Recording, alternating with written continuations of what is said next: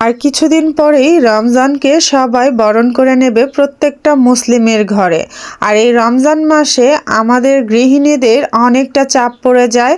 এই চাপগুলো কমাতে, বিশেষ করে ইফতার টাইমের চাপ কমাতে এরকম করে কিছু কিছু জিনিস আপনারা ফ্রোজেন করে রেখে দিতে পারেন, যাতে করে ইফতারের সময় চটজলদি ইফতার তৈরি করে ঝামেলাবিহীনভাবে আমরা আমাদের ইবাদতে প্রস্তুত থাকতে পারি। তো চলুন সহজ একটা ফ্রোজেন পদ্ধতি আপনাদের দেখিয়ে দিচ্ছি। আসসালামু আলাইকুম, আবারও ওয়েলকাম জানাচ্ছি নতুন একটা ভিডিও দেখার জন্য।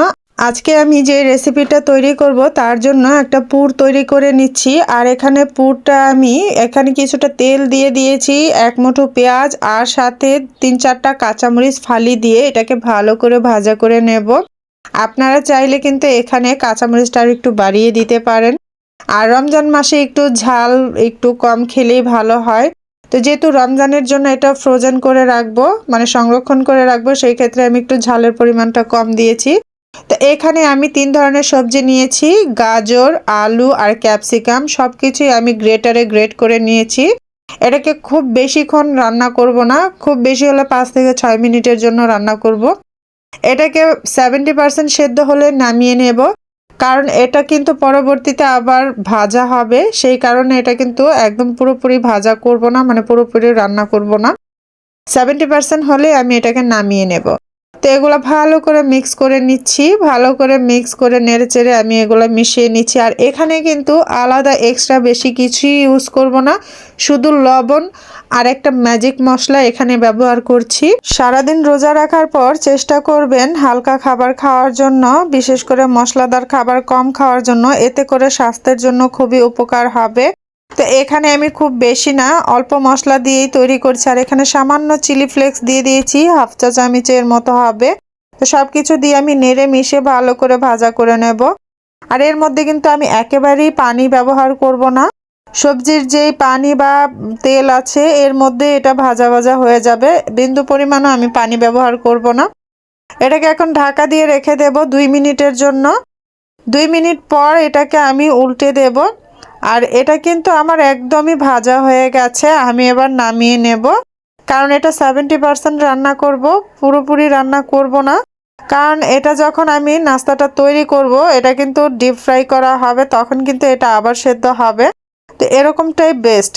তা আমার কিন্তু ভাজিটা কমপ্লিট হয়ে গেছে, মানে পুর তৈরি করা কমপ্লিট। আর আমি আগেই বলে রাখছি, আজকে আমি স্প্রিং রোল তৈরি করব রমজানে ফ্রোজেন করে রাখার জন্য। আর স্প্রিং রোল তৈরি করার জন্য প্রথমে এখানে শীটের প্রয়োজন হবে। তো আমি শীট তৈরি করার জন্য এখানে আমি 200 গ্রামের মতো আটা নিয়ে নিয়েছি। আপনারা ময়দাও নিতে পারেন, আমি আটা দিয়েই আজকে করে দেখাবো। আমি পরবর্তীতে কিন্তু আরও আটা দিয়েছিলাম, সেটা দেখানো হয়নি। তবে এখন আমি 200 গ্রামের মতোই এখানে আমি ডো তৈরি করছি। আর এটা দিয়ে কিন্তু আমি একদম সহজ পদ্ধতিতে আজকে আপনাদের শীট তৈরি করে দেখাবো, যেটা কিনা আপনি দেওয়ার সাথে সাথে একদম উঠিয়ে নিতে পারবেন। শীট তৈরি হবে সেকেন্ডে সেকেন্ডে। তো আজকের এই সহজ পদ্ধতিতে শীট তৈরি করতে এরকম একটা স্টিকি ডো এর প্রয়োজন হবে। তো এটাকে আমি এখন মাখিয়ে 10 মিনিটের জন্য রেস্টে রেখে দেব, যাতে করে আরও একটু নরম হয়ে যায়। তো আমি 10 মিনিট পরে একদম ডাইরেক্ট প্যানে চলে যাব। একটা প্যান বসিয়ে আমি কিন্তু আগেও তৈরি করেছি, আপনাদের আমি আবারও দেখাচ্ছি। তো এরকম সামান্য একটু নিয়ে এরকম হাতে জাস্ট একটু ঘুরে ঘুরে লেপে লেপে দিয়ে দেবেন। দেখুন একদম কমপ্লিট, মাত্র কয়েক সেকেন্ডের মধ্যেই একদম শীট তৈরি। এখন আমি এই যে উঠিয়ে নিচ্ছি, দেখুন একদম সাথে সাথে কি সুন্দর হয়ে গেছে। তো একটু এপিটো ওপিটো সেঁকে নেবেন, যাতে করে খুব বেশি আঠালো না থাকে, সুন্দর হয়ে থাকে। তা আমার কিন্তু এই যে দেখুন শীট একদম তৈরি। কতটুকু সময় লেগেছে নিশ্চয়ই বুঝতে পেরেছেন। মাত্র কয়েক সেকেন্ডেই কিন্তু একটা শীট তৈরি হয়ে গেল। তো এভাবে করে কিন্তু আপনারা শীটগুলো তৈরি করে নিতে পারেন। এভাবে করে হাতে কেচে কেচে একটু লেপে লেপে এরকম করে দিয়ে দেবেন, বাদ বাকিটুকু হাতে উঠিয়ে নেবেন। আর বাদ বাকি এরকম সমান করে দিলেই কিন্তু একদম শীট কমপ্লিট। তো দেখুন একদম সেকেন্ডের মধ্যে আমি এক সাইড দিয়ে দিলাম, এক সাইড দিয়ে উঠিয়ে নিলাম। তো এভাবে করে কিন্তু আমি প্রত্যেকটা তৈরি করে নেব। তো কতটা সুন্দর হয়েছে দেখে নিশ্চয়ই বুঝতে পারছেন। আর এগুলো কিন্তু যথেষ্ট পাতলা, এটাই সবচাইতে বেশি সহজ। তো আপনারা খুব সহজে যদি শীট তৈরি করতে চান এই পদ্ধতি অবশ্যই অবলম্বন করতে চান, এতে করে অনেকটা সময় এবং অনেকটা সহজে আপনারা এই শীট তৈরি করে নিতে পারবেন। তো আমি মোটমাট এখানে 400 গ্রাম আটার শীট তৈরি করে নিয়েছিলাম। আমি বাদবাকিটা অফ ক্যামেরায় করেছিলাম, যেটা আপনাদের দেখানো হয়নি। তো 400 গ্রামের আটার শীট দেখবেন কতগুলা তৈরি হয়েছে। তো এভাবে করে কিন্তু আমি একে একে সবগুলাকেই তৈরি করে নিয়েছি। তো দেখুন কতটা পাতলা পাতলা হয়েছে আর কি সুন্দর হয়েছে দেখে নিশ্চয়ই বুঝতে পারছেন। তো আমি এগুলাকে এখন কেটে নেব, যেহেতু স্প্রিং রোল তৈরি করব। সাইডের অংশগুলো আঁকা বাঁকা, আপনারা চাইলে এভাবেও রাখতে পারেন, চাইলে কেটে নিতেও পারেন। তো আমি একটু সৌন্দর্যের জন্য কিন্তু একটু কেটে নেব। আর এটা দেখুন কতটা সফট আর কতটা সুন্দর হয়েছে, আমি হাতে মুড়িয়েও দেখালাম, দেখতেই পেয়েছেন। তো এভাবে করে এখন একটা চাকুর সাহায্যে আমি কিন্তু সাইডগুলা কেটে নেব, যাতে চারকোনা টাইপ হয় আর রোলটা তৈরি করতে ভালো লাগে। আর এভাবে করে কিন্তু আমি প্রত্যেকটাকেই কেটে নেব। আপনারাও কিন্তু আপনাদের সুবিধা মতো এবং আপনাদের সাইজ অনুযায়ী আপনারা কেটে নেবেন। তো দেখুন কত সুন্দর দেখাচ্ছে, একটু সাইজ করে কাটাতে খুবই সুন্দর লাগছে। তো আমি একই সাইজের সবগুলাকে কেটে নিয়েছি।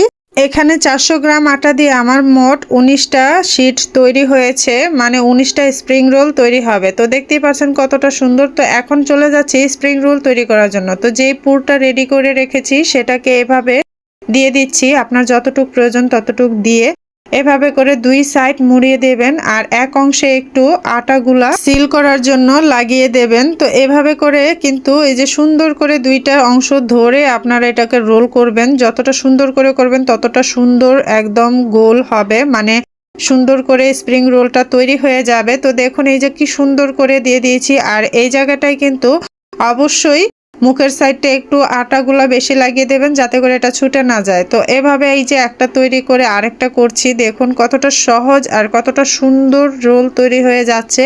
আপনারা কিন্তু একদম ইজিলি তৈরি করতে পারবেন, যে তৈরি করতে না পারেন তারাও তৈরি করতে পারেন।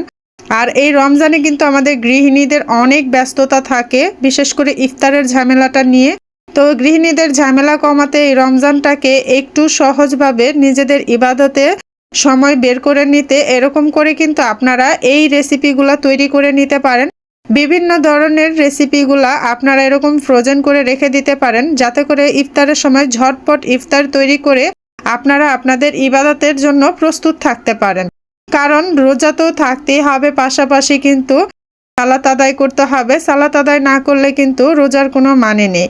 তো যাই হোক, এই যে আমি আরও একটা তৈরি করে নিয়েছি, আপনাদের সুবিধার জন্য আরও একটা তৈরি করে দেখাচ্ছি। দেখুন কতটা সহজে এটা কি সুন্দর সুন্দর তৈরি হয়ে যাচ্ছে। তো এইভাবে করে কিন্তু এই পুর দিয়ে আপনারা আরও কিছু মানে সমুচা তৈরি করেও রেখে দিতে পারেন। তো যাই হোক, এই একই পুর দিয়ে কিন্তু অনেক কিছুই তৈরি করা যেতে পারে।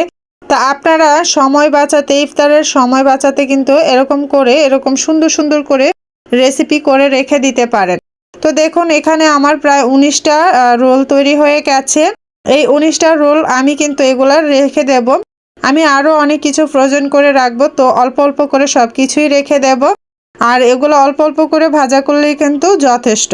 বিভিন্ন ধরনের খাবার রোজার টেবিলে মানে ইফতারের টেবিলে যদি থাকে, দেখতেও ভালো লাগে, খেতেও ভালো লাগবে। তো একই ধরনের খাবার না রেখে বিভিন্ন ধরনের অল্প অল্প করে রাখলে কিন্তু রোজার বা ইফতারের টেবিলটা কিন্তু একদম পরিপূর্ণ হয়ে যাবে। তো আমি একটা বক্সের মধ্যে এই যে রেখে দিলাম। আমার কিন্তু এগুলো সম্পূর্ণ একদম কমপ্লিট। এখন আমি এগুলোকে ফ্রোজেন করে রেখে দেব। আপনারা শুধু ভাজার আগে 10 মিনিট আগে নামিয়ে আপনারা ভাজা করে নেবেন, তাহলেই কিন্তু আপনাদের মাত্র 5 মিনিটের ভেতরে আপনাদের ইফতারটা কমপ্লিট হয়ে যাবে বানানো। তো আজকের মতো এই পর্যন্তই। ভালো থাকবেন, সুস্থ থাকবেন। আবারও দেখা হবে নতুন কোনো ভিডিওতে। আল্লাহ হাফেজ, আসসালামু আলাইকুম।